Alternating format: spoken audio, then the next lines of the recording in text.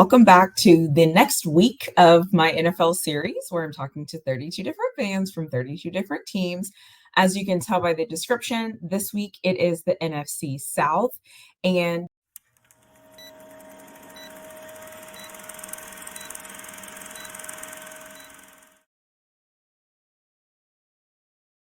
the NFC South has been one of those divisions that hasn't had more than one team going to the playoffs lately. And so, if I'm honest, I think this year is probably going to be the same.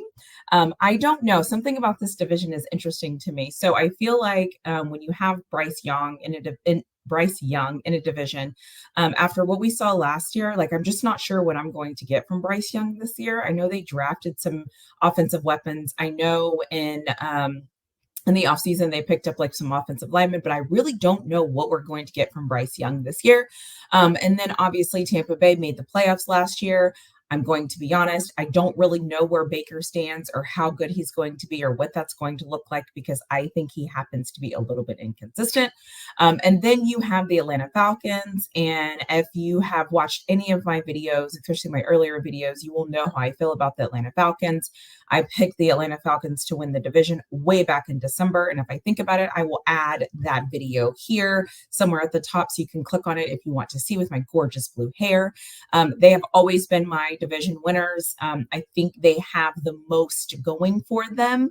And so that's kind of been my thing. And then there's always the New Orleans Saints. And I just don't know what to think about New Orleans. One day I have a thought and the next day I have a thought. And I just feel like everybody in this division is kind of up and down and all around. I'm just not sure what to really think of this division. And so it was really hard for me to pick the order, but I managed to do it. I do want to say the longest interview that I have, or the longest conversation I have, will be played this week. And it is with my dear Panthers friend who has now like become a friend. The conversation was amazing. I will tell you it is 2 hours long, but it's a great conversation and it gives a great overview and background of like the Panthers and who they are, where they stand and things like that. So as always, like I do with all my other videos, I will insert a clip here so you can start to watch all the highlights from the videos that you'll see. Like, how do you consume it? Yeah. So Jalen McMillan from Washington, I'm really looking forward to seeing because the wide receiver saw him this year. We did. You know, I mean, you got to think he was before Odunze kind of emerged last season. The season before that, he was an 1,000-yard receiver, and he's been kind of plagued with injuries here and there. But you can see he can be a starting wide receiver in the league. I easily think. Sure. I think our Mike, Chris Godwin, they're solidified when it comes to wide receiver. That third position is where I think he'll battle Trey Palmer from LSU, which he's in his second year. They're going to be battling for that 3 spot. So we'll see who comes out on top. You know what I mean? I like Jalen McMillan personally, just a little bit better. So I like that pickup. I thought that was really good. And you have to get a young guy in there at receiver because you don't know. You got Mike for 2 more. Chris Godwin, I mean, he's, Mike. Where is Chris Godwin contract wise? After this season, he's a free agent. Okay. So if I'm not mistaken, this is his contract. I think this is could be. I might be mistaken. Or it's close. That's fine. It's close. So Chris Godwin has always been he was 980 coming. He was real shy of 1,000 yards last year. So still a great, but you gotta think it's just 2, both of them are kind of teeter-tottering. So I think McMillan can be a future star for us once he gets, under the ropes. Bucky Irving. Can I just say something? Teeter-tottering is such a Southern. That's what you're like. When you said that, I'm like, is this my uncle? Is this like... I'm from Carolina, so I got a country in me, man. I got it. Anyways, keep telling me about the teeter-tottering. Well, so you can say that or not. I cover the team. We had 2 podcasts, so I put out mock drafts every year. So anytime they pick the first round pick that I had in my mock draft, I feel like that's a win for me. Yeah. So that happened this year. It's actually happened 3 years in a row. I've guessed their pick 3 years in a row.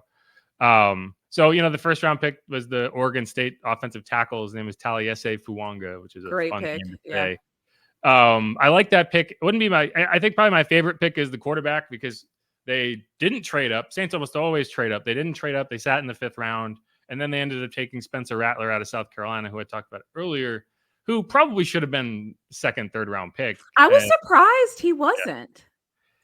Yeah, well, I think it's two things. It's one, like there was some character issues, which because he was in a Netflix series way back when, which is so silly. Like, are you kidding me? Like, yeah, I would have character issues too if everybody saw what I did. Right. I'm thankful that I was not the subject of a Netflix series. It would have been boring as hell for one thing, and second, it was like I don't want to have to watch that back 5 years down the road after a job interview.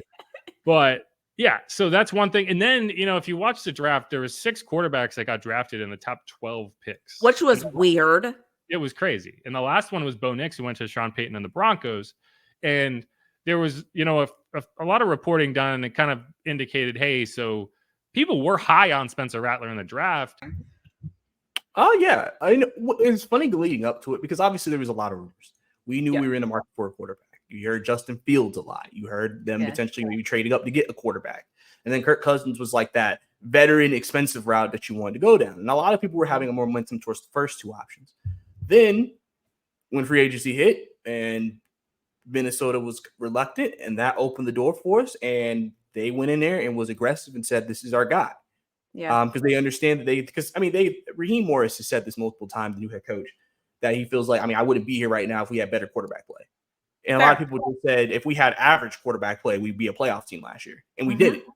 And so they're like, well, Kirk Cousins, even though he is coming off of Achilles, the last time we seen him, he had 18 touchdowns, 5 interceptions for the Vikings. He was playing at a really good level. So they're like, we get Kurt, we get our guy. Now we have that quarterback with this roster. So we expect to be a playoff team because of that addition.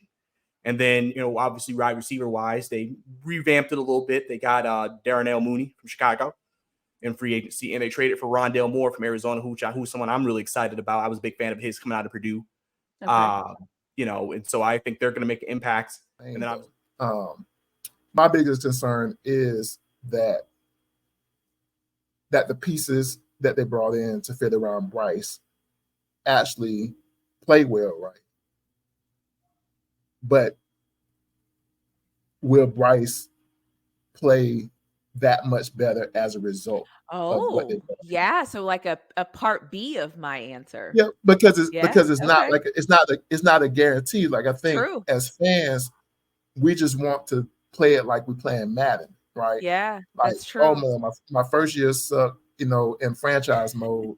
Let me go and upgrade my talent, and get some free agents or whatever. And I'm gonna make the quarterback is just gonna by default play better because I put better pieces around him.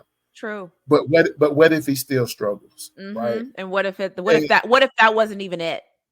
Yeah. What if all those things wasn't it? Like we can currently say, like because so early in 2023, we just chalked it up to it's bad coaching. Frank Wright sucks.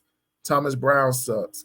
The wide receivers suck. DJ Chark sucks. Like all these people suck, and everybody sucked but Bryce, right? Yeah. So now we're gonna go get Bryce a new coach, better offensive linemen, better wide receivers, better running backs, a tight end, right?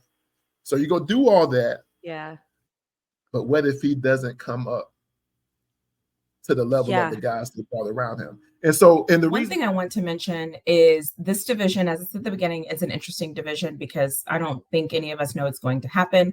It's kind of is what it is. I will say I think this division has probably the most game managers in any division when it comes to the quarterback position. I feel like this is one of those divisions that I would have to go like team by team and actually analyze every single part of their roster to really figure out the ins and outs of what I think. But like I've done every single week, these videos will release with the last place team that I think is going to finish last place will be released on Monday. On Tuesday, it will be the third place team. On Wednesday, it will be the second place team, and the Covenant Thursday spot will be the team that I think is going to win the division. And that is how it's going to be released. As always, in the description of the video, I will have the person's information tagged that want their information tagged.